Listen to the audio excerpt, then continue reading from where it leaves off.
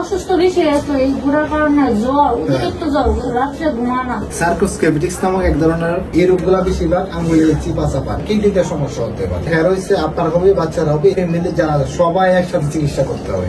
দেখি বাবা দেখি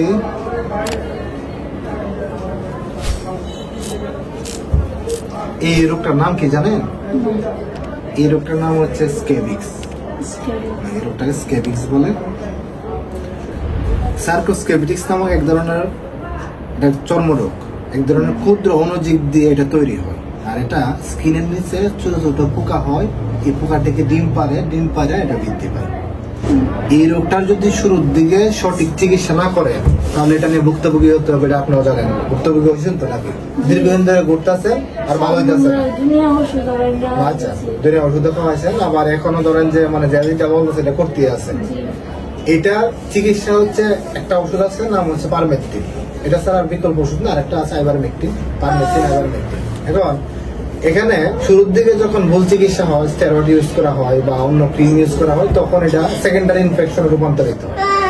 এই রোগটা মূলত হচ্ছে সেকেন্ডারি ইনফেকশন হয়েছে। এটা ফ্যামিলিতে কারো আছে? আচ্ছা, এই রোগটা হচ্ছে ছোঁয়াচে একটা রোগ, চর্মরোগ ছোঁয়াচে। হ্যাঁ রয়েছে আপনার হবে বাচ্চার হবে। এই রোগটা হইলে ফ্যামিলি যারা সবাই একসাথে চিকিৎসা করতে হবে, একসাথে সবাই ওষুধ খাইতে হবে। যদি একসাথে ওষুধ না খান তাহলে একজনের ভালো হবে, আরেকজনের হবে, একজনের ভালো হবে, আরেকজনের হবে। এখন হ্যাঁ রক্তের যে রিপোর্ট আমরা করাইছি, দীর্ঘদিন ধরে যদি কেউ স্কেবিক্স আক্রান্ত থাকে একসময় ওষুধের পার্শ্বপ্রতিক্রিয়ার কারণে তার কিডনিতে সমস্যা হতে পারে। বুঝতে পারছেন? তার কিডনিতে সমস্যা হতে পারে। কারণ দীর্ঘদিন ধরে আপনি ওষুধ খাওয়া যাচ্ছেন, অনেকগুলো ওষুধ হয়েছে এখানে, এটা কিডনির উপর একটা প্রভাব পড়বে, ছোট হতে পারে।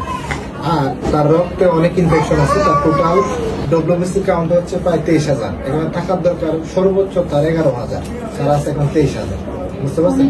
হ্যাঁ, তার রক্তের মধ্যে অ্যালার্জি অনেক বেশি এবং এই ইনফেকশনটা বেশি হওয়ার কারণে এই ডব্লিউবিসি কাউন্টটা অনেক বেশি। এবং তার রক্তের পরিমাণ যে কম, এটা কিন্তু একটা সমস্যা।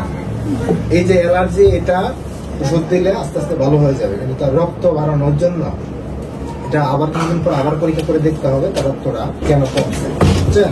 আরো কিছু পরীক্ষা আছে যে রক্তটা কি এই রোগ থেকেই কমছে নাকি অন্য কোনো কারণে রক্তটা কমছে।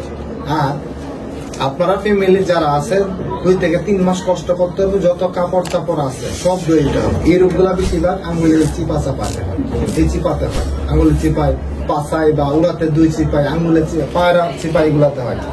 প্রথমে যেটা করতে হবে, আপনার ফ্যামিলিতে যারা আছে যারা এক ঘরে থাকে সবাই ওষুধ ব্যবহার করতে হবে।